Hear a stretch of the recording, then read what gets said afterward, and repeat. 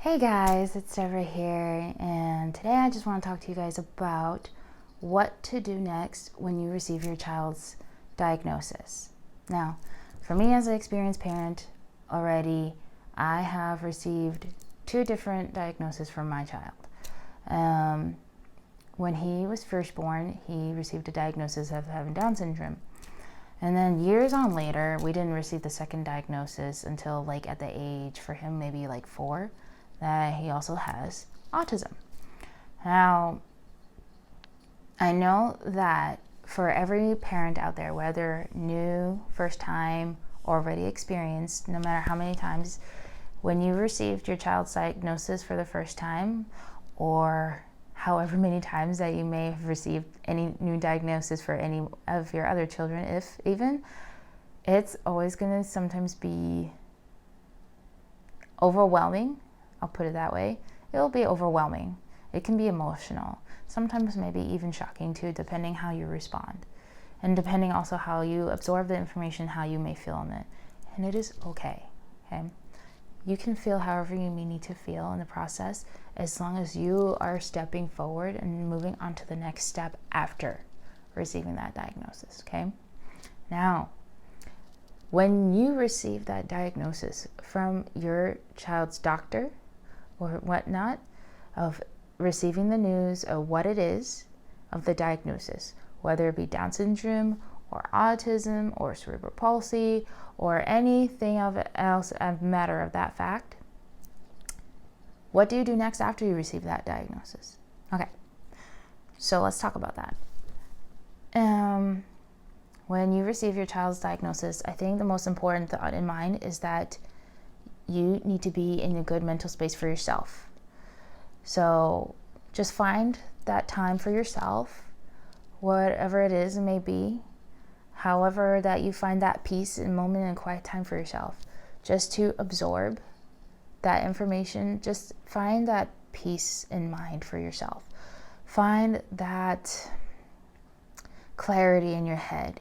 Find that whatever it is that it brings you calm, joy, peace of mind, okay? Find that, okay? And then take in the process of the information you just received, okay? Then think about your child, how much you just love them so much and you would do anything for them, right? Because that's how we would all feel as a parent, that we just want to do anything for them. We want to be there for them, and we want to give them the best in the world and protect them or teach them or whatever it is, And that's all good things. Those are all wonderful things. You're going to probably feel so many different feelings in different ways, even just for after receiving that kind of news. You might even feel maybe a little heartbreak, maybe a little dream crushed, because you had different dreams for your child, or what it would be like for them, what life would be like for them, whatever it is. Maybe you had something planned for them. Now, I'm not saying that those dreams are completely done. They don't have to be done. They're not gone. You just are adapting to the news, and then you find new dreams. You adapt to the changes. You can adapt and change that dream that you had in mind for them. And it's not the end of the world. It's a beautiful thing to start a new beginning and finding this whole new relationship with your baby and just connecting with them and getting to know them. It's a beautiful thing about life, right? Now, when you receive that kind of diagnosis and moving forward from doctors, and then they're going to probably give you a lot of resources and information. Those are good resources, information that they can share with you and passing on. Now, if they don't, or they just don't know what else to really share with you, or you don't know what resources to find, reach out to your child's pediatrician. Reach out to any pediatrician that have already this kind of a experience of information, because they can share with you so much of what resources are out there for them. Because I'll put it out there a little bit of some examples of resources that are out there for them. There's early intervention programs There's all kinds of different types of therapies, like speech therapy, physical therapy, occupational therapy, and even for like ABA therapy.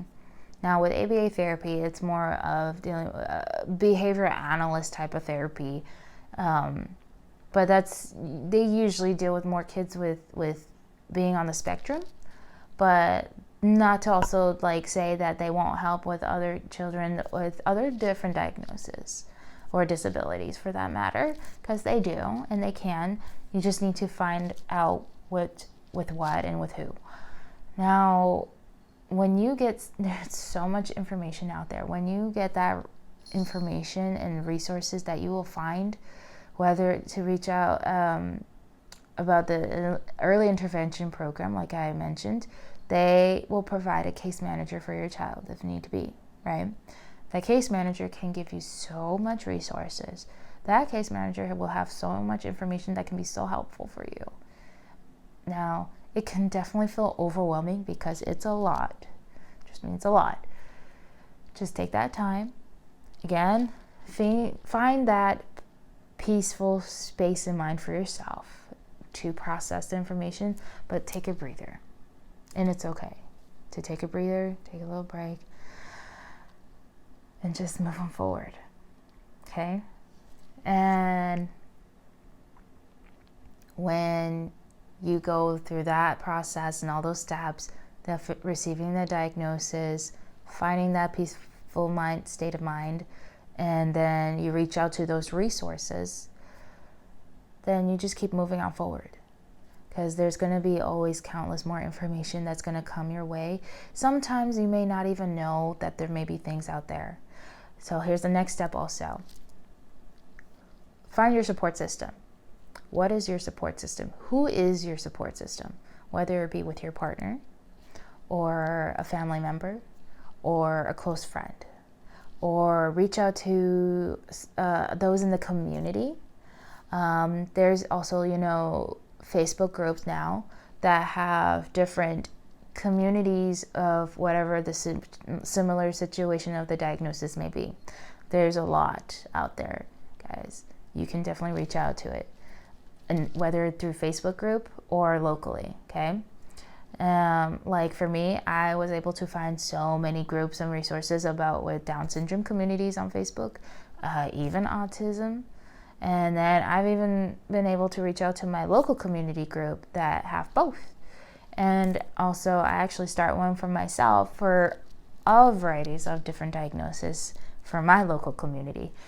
And if you don't find that, you can also start that too for your local community, just so that you can find that community of who you can connect with someone else, another parent that have dealt with a similar situation of the similar diagnosis as you have. Or maybe not even similar, it could be different diagnosis, but they may have dealt with similar situations and steps that you're going through. Reach out to that, because that's gonna really truly help you get through your days of all the information that you can find out there. There's so much out there, guys, I promise. You're not alone, okay?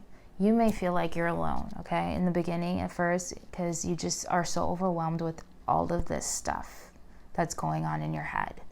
And which is why I also say, again, find that peaceful mind space. Find that clarity, okay? Take that time for yourself. The self-care is so, so important, guys, okay? You need to find that self-care time for yourself too. So that way you can be able to move forward and be able to be helpful and resourceful for yourself, for maybe some other parents, and more importantly, be there for your child, okay? And to really say the least of it all, you are not alone again. You have brought a beautiful being into your life, into this world, and you're going to do your best that you can. There's going to be times that you're going to feel maybe doubtful, maybe fearful even. And that's okay to go through those processes too. And just more important, the fact that you acknowledge it, you absorb it, and you process it, and you find that peace in mind and peaceful space for yourself in the head. I hope that this was helpful for you guys. If you guys have any questions or suggestions, please leave it in the comments of what you want me to talk about or share with you guys. I will greatly appreciate it. I'll see you guys next time. Thanks. Bye.